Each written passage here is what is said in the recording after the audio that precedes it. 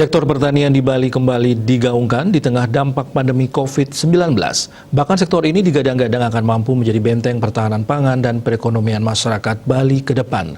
Namun di tengah gencarnya upaya membangkitkan sektor pertanian, ternyata lahan pertanian Bali setiap tahunnya hilang, sekitar 2.800 hektar.